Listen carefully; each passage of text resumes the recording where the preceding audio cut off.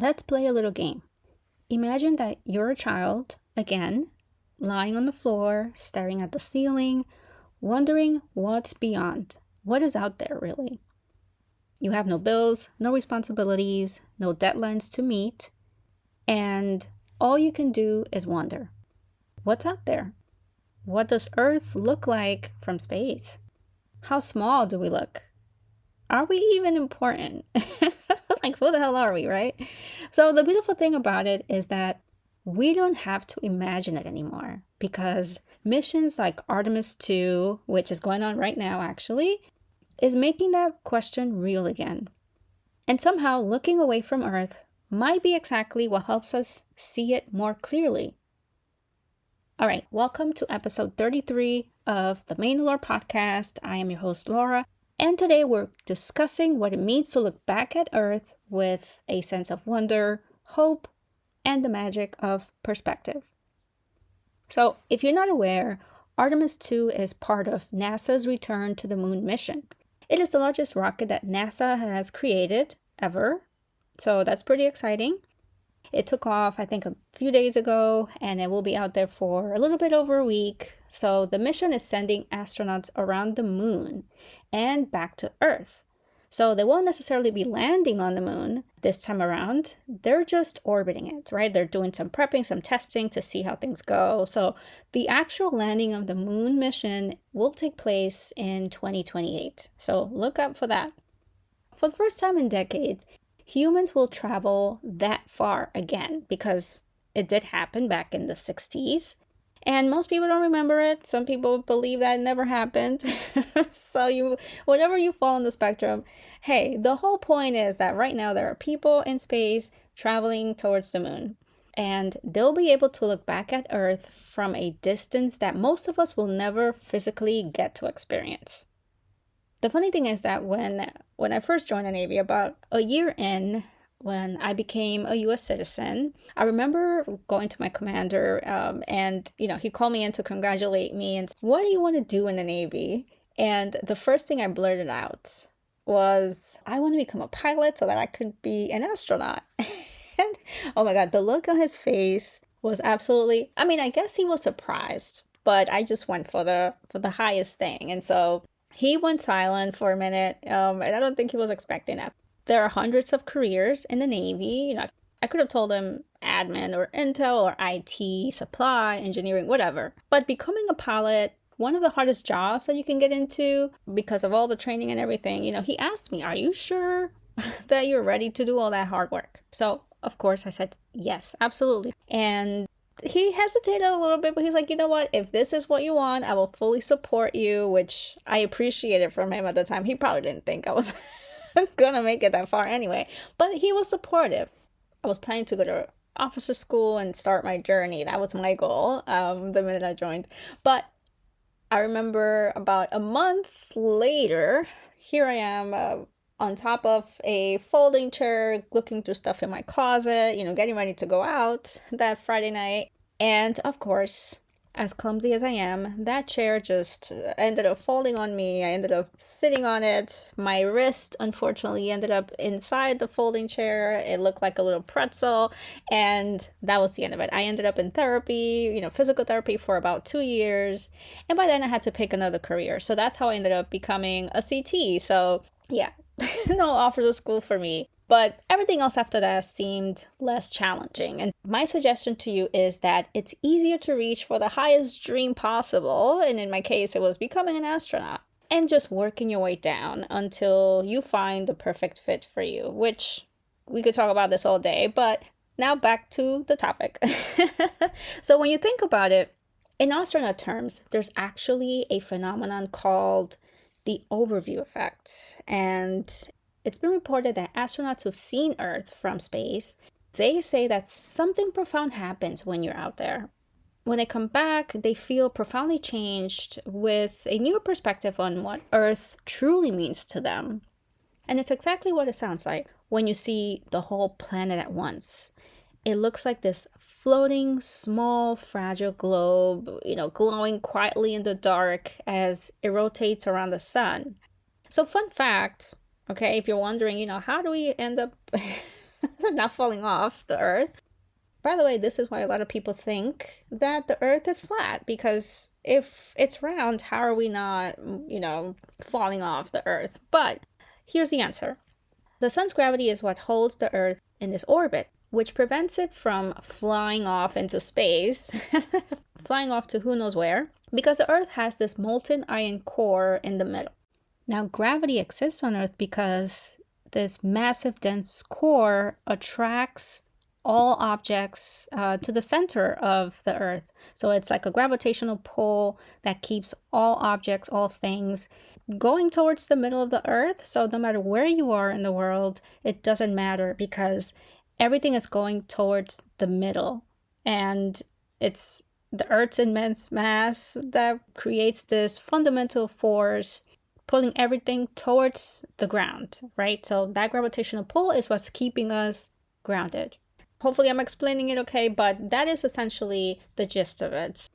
Astronauts have this unique perspective because from up there, when you think about it, there are no borders. Borders disappear. You can see the continents, right? You can't tell the line between France and Italy, or between the US and Mexico. And the things that we face every day seem small in comparison to what they experience as humans in space. Their goal is to make sure that they're going to complete their mission, that they don't run out of oxygen. And funny enough, I think during the first day, their toilet broke down, so they had to do some plumbing, So imagine, these are things that is the biggest of their problems, getting to space. And of course, we cannot relate because we're down here worrying about paying bills, sitting in traffic for an hour, which in comparison to them feels like easy work, but what can we do? What I mean to say is that there's this overwhelming sense of knowing that this is all we have. Regardless of how you feel about the world, it is beautiful. It may not be perfect. It is still beautiful. And maybe most of us don't need to go to space to borrow that perspective. Sometimes I wish we got that Katy Perry experience, going to space for a whole 60 seconds and coming right back, just so we can get a grasp of the beauty of it all. I wish they had like the yellow school bus that you could just tag us along, do a little rotation and bring us back. But of course, super expensive, super costly, and there's 8 billion of us, so it'll never happen. Anyway, going back to that childlike lens. Children are naturally good at something that we often forget as adults. And it is seeing the value in things without overthinking. They don't look at the sky and think about deadlines. They look at the sky and think, wow, this is beautiful. This is super cool. They notice the details that most of us adults may overlook, like the shape of the clouds or the stars. It is visibly clear, children tend to hyper focus on things that they are fascinated by. So somewhere along the way, we traded wonder for worry, for concern. And we started seeing the world as problems to be solved. We started seeing the world as systems to navigate, or even things to be managed, whether it's things or even people. But what if just for a moment, you looked at your life the way a child looks at the stars? Full of curiosity, open to possibilities, and even a little bit amazed, astonished, flabbergasted, whatever big words you can think of. But let's be honest, at the end of the day, the world feels like it's a lot right now. There's this constant chaos and uncertainty. Things are shifting in ways that we probably never expected. The certain paradox that exists right now is knowing that chaos and beauty can exist at the same time. Just like there could be a 5-minute storm followed by a beautiful sunset, or finding a quiet reading nook at a corner cafe in the middle of New York City, or even going through a hard season in your life and still finding small moments that make you smile. Astronauts didn't say Earth was perfect, but I bet they would say that it's surreal. And maybe that's the shift that we need to take into our own lives. that even with everything going on, there is still something worth noticing. Now imagine if aliens were coming into Earth and they're like, wow, look at these people. They're just fighting. They're killing each other. They're trashing the world. They probably won't even notice that we're here. That's probably why we don't even notice that maybe aliens are walking among us and we haven't noticed because we're so distracted from what truly matters. Anyway, you don't need a rocket ship to change your view, your perspective. What you need is a small shift in what you pay attention to. I want you to zoom out for a second. What do you notice from your lens? We typically notice things like the traffic, the long lines at the supermarket, that big bag of chips that you bought with only 10 chips in it. That's a crime, by the way. That should be a crime. Or even the gas prices. Am I right? How could we not? These are the things that matter to us because we need it to survive. Well, except for the chips.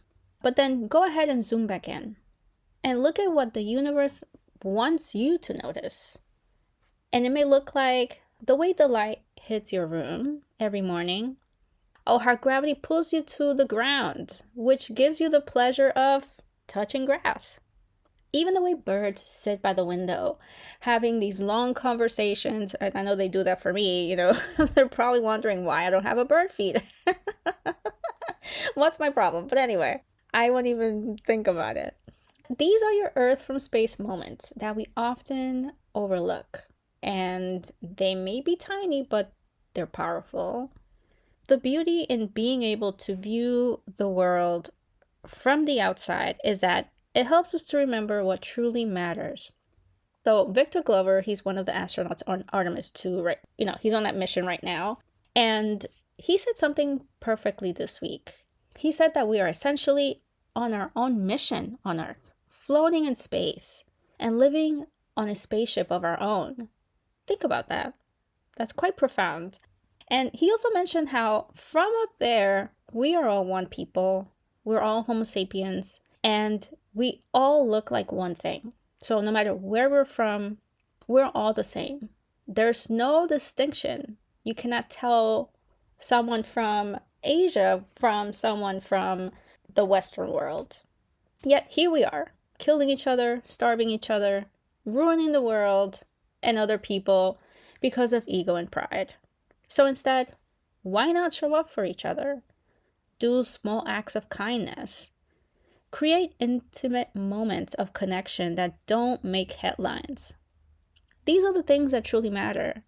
And if you're not looking for it, you just might miss it. You may not even notice it.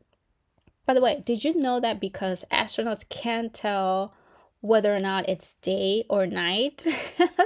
Because obviously, they're not revolving around the sun like we are on Earth.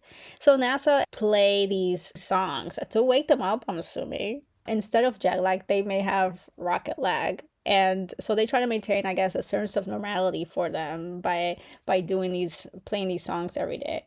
So I think that's pretty cool. But anyway, back to the topic. I think, that stuff is super fascinating. But yeah, anyway, astronauts, when they look back at Earth, they don't see individual problems, right? They see us as a whole, a living, breathing, interconnected world. And you're a part of that world, which means that the kindness that you show matters. The way that you move through the world matters. The softness that you embody matters. You're not separate from the good. You are contributing to it. We are all contributors on Earth. So think about it. What are you contributing to it? Are you contributing good or are you destroying it? I think a lot of people on Earth should be asking themselves that question. You don't need to fix everything. You don't need to have all of the answers. Maybe you just need to borrow the view from above for a second. Imagine yourself out there looking back at Earth with all the noise, all the chaos, and all the beauty existing together and realizing that there is still so much here on Earth worth caring about. So today, take some time to see what Artemis 2 is doing. Go look at the images, go look at the videos. There's some live stream, by the way, going on. So take some time and look at it for a little while. Notice the small things if you can. Let yourself feel a tiny bit of wonder again. Let yourself be a child again. And remind yourself that the world is still beautiful. There is still good in the world, and you are a part of that. All right. Thank you for listening to the Minalore podcast. I hope that you appreciated this episode. I was super fascinated about everything that has to do with space. And if you would like to share this with someone who also loves talking about space, please share it. As always, don't forget to like, share, subscribe. Tell me what are your favorite moments in the comments about space or what you've seen so far. I would love to hear it. Until next time, take care of yourself. Bye.